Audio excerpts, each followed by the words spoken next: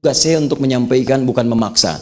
Nabi aja ketika berdakwah turun ayat fadzakir innama anta mudzakir lasta alaihim bimusaitir. Muhammad ingatkan, tugas kamu ngingatin orang, bukan maksa orang. Seorang Nabi Muhammad manusia paling takwa, surga terjamin, sangat dekat dengan Allah, luar biasa. Tugasnya hanya mengingatkan, bukan maksa. Saya di hidayat, Nabi bukan, Rasul bukan, surga belum jelas, amalan berantakan, hisab menegangkan. Kemudian di pagi ini pengen maksa Anda, saya siapa? Saya masih sehat. Ya. Ya, dalil.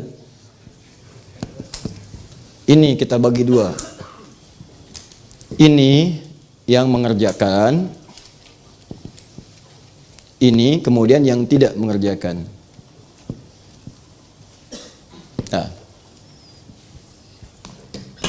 Ada yang menolak, kemudian ada juga yang mempraktikkan. Baik, kita mulai dari yang menolak. Mengatakan, pertama, ini terkesan ibadah nih. Ya, jadi menilai perbuatan itu sebagai ibadah. Kalau ibadah, mesti ada contoh. Nggak boleh dibuat-buat.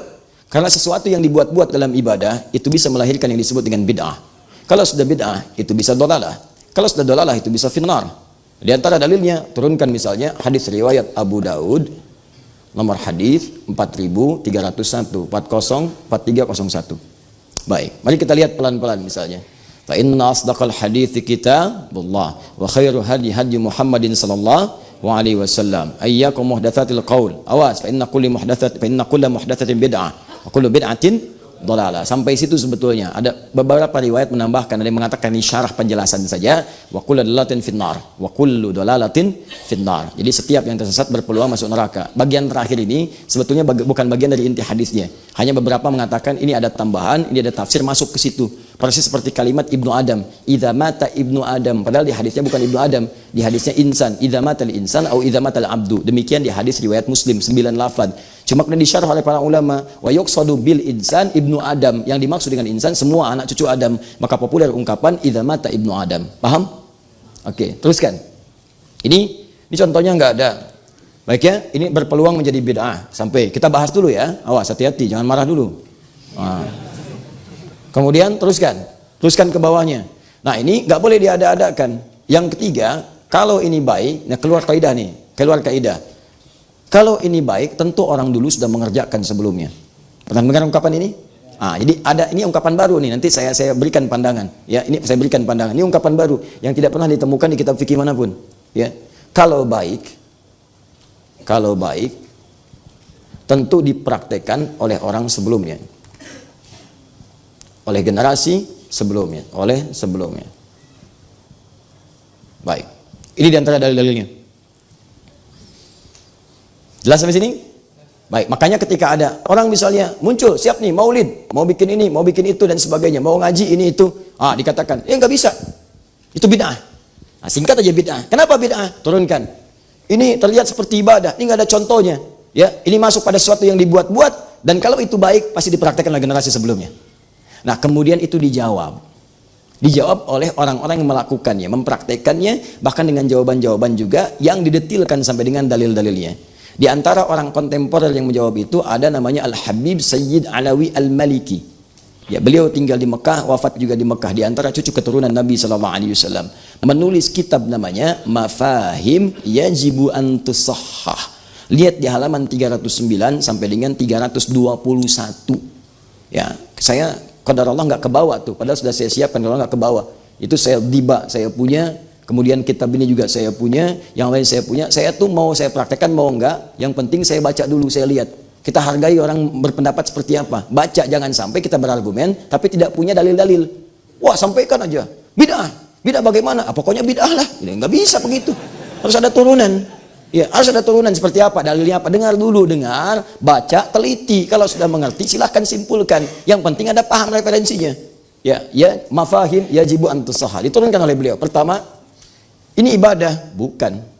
Siapa yang bilang ibadah? Kata beliau, ini bukan ibadah, ini adah, al-adatu. Beda antara ibadah dengan adah. Kalau ibadah, sebuah sudah diatur, ada ketentuan. Dari nabinya ada, dalil ada, contoh ada, itu ibadah. Sholat ibadah, dalil ada, contoh ada, dipraktikkan.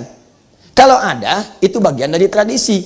Tradisi ini bisa jadi diambil dari nilai-nilai syariat, cuma dipraktekkan dalam bentuk kebiasaan masyarakat. Hukum fikihnya mengatakan al-adatul muhakkamah. Adat itu bisa jadi hukum selama tidak bertentangan dengan syariat, boleh dipraktekkan. Misal ada semboyan di Tanah Minang, ya. Adat bersanding syarak, syarak bersanding kitabullah. Adat itu bersanding dengan syarak, bersesuaian dengan syariat, syariatnya berpedoman pada kitabullah. Kalau nggak bertentangan, praktekkan. Itu jelas. Al-adatul muhakkamah. Adat dibagi dua. Ada adat urusan dunia, dunia saja. Adat yang jadi hukum, urusan dunia. Misal, urusan dunia, urusan toilet. Cicahem dengan misalnya yang satu lagi terminal, apa namanya? Lewi Panjang. Panjang sampai sekarang tuh ya. Itu Lewi Panjang dengan Cicahem. Masuk toiletnya beda. Cicahem 1.000 misalnya, Lewi Panjang 2.000. Hukum Cicahem 1.000, Lewi Panjang 2.000. Tiba-tiba Anda biasa ke Cicahem, masuk ke Lewi Panjang, masuk ke toilet. Bayar 1.000, kata orang Lewi Panjang, Pak 2.000, nggak bisa, biasanya 1.000. Adat di situ, awas hati-hati, adat di situ berbeda jadi hukum, jadi kebiasaan. Kalau sudah kebiasaan, Anda nggak bisa tolak, itu urusan dunia. Sama bahkan ke istilah, di sini pisang itu pisang, gedang itu pepaya. Awas, masuk ke Jawa, gedang itu pisang.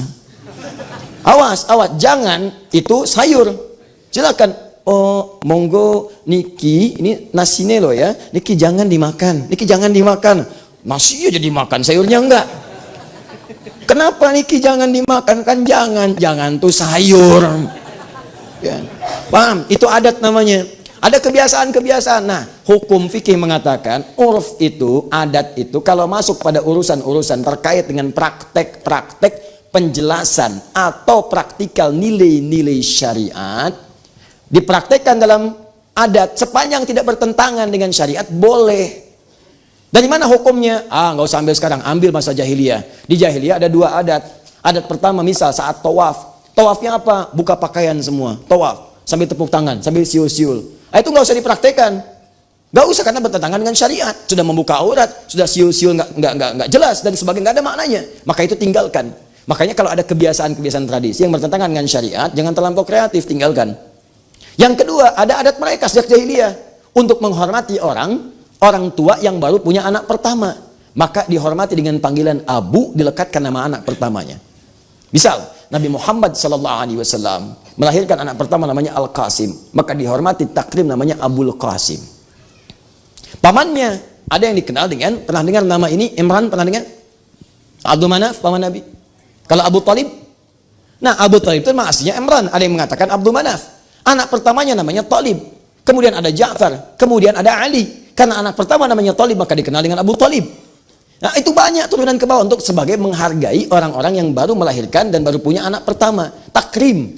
Itu dilestarikan sampai masa Islam sampai sekarang. Abu Muhammad, Abu Usama, Abul Husain, Abul Hasan dan sebagainya. Jadi kalau antum misalnya tiba-tiba saya pengen hijrah. Terus ganti nama antum Asep, punya anak namanya misalnya Hasan, jadi Abu Hasan. Ini bukan menunjukkan Anda Islami, bukan. Itu dari tradisi sejak masa jahiliyah. Jangankan Anda, Abu Lahab juga begitu, Abu Jahal juga begitu, dan yang lainnya. Itu tradisi sejak zaman dulu. Cuman diabadikan, dilestarikan masa Islam karena punya nilai-nilai baik. Itu yang disebut adat tidak bertentangan dengan syariat. Paham? Awas, saya belum bicara pilihan. Tugas saya menjelaskan dengan objektif, jangan menutup-tutupi. Sampaikan ini pilihan itu belakangan. Jelas? Jadi paham ya? Jadi ini adat nih bukan ibadah. Kalau ibadah itu ada teknisnya, ada macam-macamnya, ada aturannya. Kami ini kumpul seperti antum kumpul. Antum kumpul itu pengajian yang dibahas Nabi. Kami juga pengajian yang dibahas ini. Yang dibahas ini kumpulannya seperti ini. Kita cuma tradisi seperti antum tradisi. Tradisi kumpul taklim, tradisi kumpul ini. Tapi kan nggak ada contohnya dari Nabi. Ini yang jadi masalah. Apa antum juga ada contohnya? Taklimnya khusus hari Ahad subuh. Apa ada contohnya taklimnya khusus malam Jumat? Apa ada contohnya taklimnya khusus di Sabtu subuh? Nggak ada zaman Nabi dikhususkan taklim di Sabtu subuh. Nggak ada zaman Nabi dikhususkan taklim di Ahad subuh. Tapi kan ini, tapi kan itu, tapi ya itu kan tapi. Semua persoalan butuh dalil. Perhatikan baik-baik. Kalau urusan ibadah itu telah kita bahas. Ada dalil, ada contoh. Ada dalil, contoh sementara. Ada dalil, contoh nggak ada. Tidak setiap yang nggak ada contoh tidak boleh dilakukan kalau ada dalilnya. Nah ini bukan urusan ibadah, tapi ada dalil. Apa dalilnya? Untuk mengikuti membahas tuntunan Nabi. Quran surah ke-33 ayat 21, Quran surah ketiga ayat ke-31, Quran ke-9, bahkan dari ayat ke-124 sampai dengan ayat terakhirnya. Teman-teman sekalian, itu menunjukkan kemuliaan Nabi dipraktekkan dalam bentuk pertemuan-pertemuan membahas tentang Nabi. Isinya ada yang taklim, isinya ada yang pujian, isinya ada yang doa. Sama dengan antum kumpul bahas sirah, yang dibahas tentang Nabi, yang dibahas kehidupan Nabi, istri Nabi dan sebagainya. Cuma waktunya kemudian ditetapkan oleh mereka. Kapan waktunya? Yang paling afdol pas bersamaan dengan lahirnya. Kenapa bersamaan dengan itu? Karena orang mulai ingat, banyak ingat. Kalau banyak ingat, banyak mudah menghadirkan nilai-nilainya. Sama dengan begini, kapan kelahiran negara Indonesia? 17 Agustus. Ya, bulannya Agustus, tahunnya 1945. Itu bahasa Arabnya milad. Milad. Milad Muhammadiyah 18 November. Sebentar lagi tuh. Tahun 1912, 18 November. Miladnya NU 31 Januari 1926. Dan sebagainya. Coba cek. Negara memperingati miladnya. Disampaikan setiap 17 Agustus tuh. Bahkan hal-hal yang tidak terkait langsung pun ada. Apa misalnya? Panjat pinang. Ayo, siram sama minyak. Naik lagi, merosot lagi. Kenapa sih Pak mesti bikin itu? Menanamkan nilai perjuangan. Berjuang untuk mendapatkan yang di atas, naik turun lagi, naik turun lagi. Ayo semua dicari, dijelaskan. Tapi intinya ingin menanamkan nilai-nilai yang dulu pernah terjadi di masa-masa kekinian. Kapan waktu yang paling tepat? Ketika momentumnya tiba. Saya belum pernah mendengar ada mengatakan, tuh milad kemerdekaan bid'ah. Ayo kalau berani. Paham sampai sini? Jadi konteksnya ini adalah masuk kepada wilayah adat. Kalau adat kemudian, ini contohnya bagaimana berlaku kalau urusan ibadah, pasti jelas. Ada contoh, ada dalil. Bahkan ada ibadah yang contohnya belum ada atau bahkan tidak ada, dalilnya ada. Sudah kita bahas. Seperti zakat, seperti macam-macam dan sebagainya. Contoh lagi, yang lainnya apa? Mushaf. Mushaf itu zaman Nabi nggak ada. Yang ada tulisan di, maaf, ada yang batu, ada yang tulang-tulang sudah mengering, ya ada yang pelepah pohon dan sebagainya. Apakah Anda mau menyebut mushaf itu bid'ah? Tidak. Sekolah sekarang yang pakai bangku, pakai macam-macam, pakai dasi, jam tangan, macam-macam waktu. Sekarang sholat antum, kalau mau konsisten antum, dalilnya ada, contohnya ada. Apa itu dalilnya? Apa itu contohnya? Keluar, pasang tongkat, tek, di lapangan. Lihat bayangannya. Nanti kalau sudah mulai mengecil, siang matahari tergelincir, lewat, kemudian bayangan lebih kecil daripada tombaknya, zuhur masuk. Kecil lagi, asar. Semakin mengecil hilang, maghrib. Semakin gelap, isya. Saya tanya pada antum, siapa yang sekarang dan masjid mana di Bandung yang kalau mau sholat pasang tombak di luar? Sekarang kemana? Jam berapa maghrib? Jam berapa kemudian isya? Jam berapa zuhur? Saya mau tanya, tunjukkan pada saya satu hadis saja tentang jam di zaman Nabi. Sholatlah kalian ketika jam 5:45. Tunjukkan pada saya. Mana dalilnya? Kalian mengatakan harus ada dalil, mana dalilnya? Mana contohnya? Oh ini nggak bisa, ini kan kias, ini apa? Sama aja. Sama aja. Kenapa kalian mengunggulkan yang ini tapi menolak yang lain? Kenapa kalian mengagungkan yang ini tapi menafikan yang lain? Tapi ketika itu jadi kepentingan Anda kemudian bela mati-matian. Jangan seperti itu. Anda boleh tidak sepakat, tapi juga tidak harus kemudian menghadirkan Anda yang paling bagus. Awas apalagi sombong. Sombong itu bahaya. Jangan bersaing dengan tukang pancing. Tukang pancing lebih jagoan. 3 orang tukang pancing lomba kesombongan. Yang satu mengatakan, nih Pami Abi mancing ayeuna. Waduh, kalau saya mancing sekarang, saya lempar. Begitu saya lempar, langsung dimakan. Tuh. Yang satu mengatakan, pancing saya, baru dimasukin umpannya begini, ikannya udah nongol. Pak, mau mancing nggak? Yang 3 cuma diem aja. Kamu gimana? Saya itu, kalau mau mancing hari Sabtu, hari Jumat, ikan datang ke rumah ngetok. Punten Pak, dupe anjing jantan mancing. Sudahlah, nggak usah seperti itu, ya. Nggak ada ujungnya, paham ya? Dia lebih baik kita lihat dulu, dengar aja dulu, dan belum tentu juga ini pun unggul dibanding yang ini. Cuman caranya tampilkan dengan yang elegan. Itu yang paling bagus. Caranya demikian. Ini jawab, ini dalil, pakai dalil pakai itu biasalah. Biasa diskusi dalil itu pilihan terserah Anda. Ya jangan sampai perbedaan kita membuat kita sulit untuk minum teh bersama.